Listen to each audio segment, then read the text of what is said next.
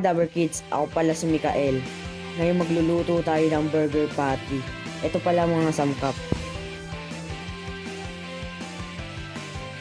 Giniling na karne. Choice mo kung baboy o baka.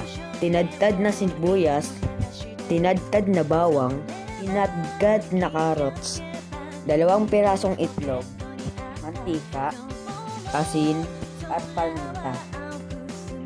Bago tayo magsimula, kailangan muna natin maghugas ng kamay at mag-gloves. Kumuha tayo ng bowl. Ilagay ang giniling na karne. Ilagay ang carrots, sibuyas, at bawang. At paghalo-haloin natin.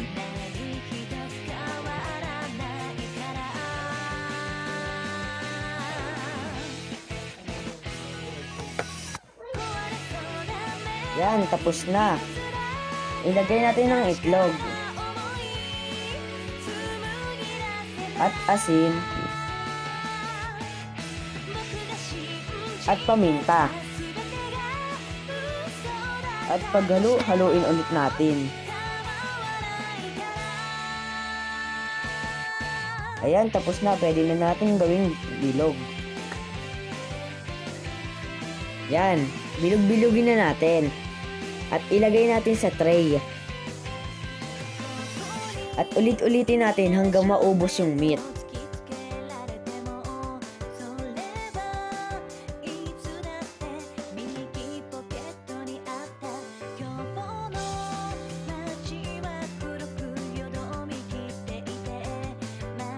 Yan, pwede na natin lutuin. Sa pagluluto, kailangan natin painitin ang kwali.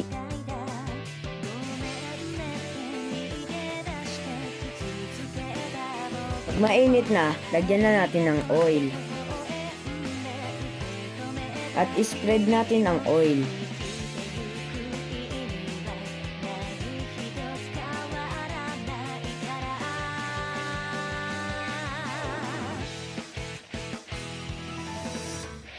Pag mainit na ang oil, lagyan na natin ng meat. I-flat natin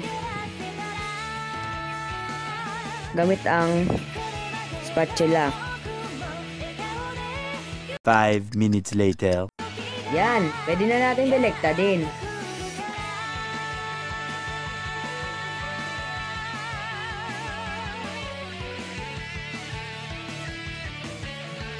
Mag-intay ulit tayo ng 5 minuto para maluto ang kabila.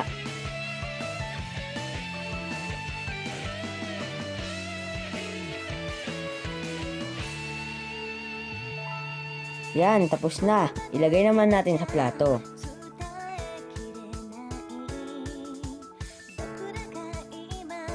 Yan, tapos na po ang ating burger patty. Gawin ulit natin to sa natitirang karne. Ito na po ang finished product. Yan, pwede na natin ulamin, pwede na natin ipalaman. Thank you for watching.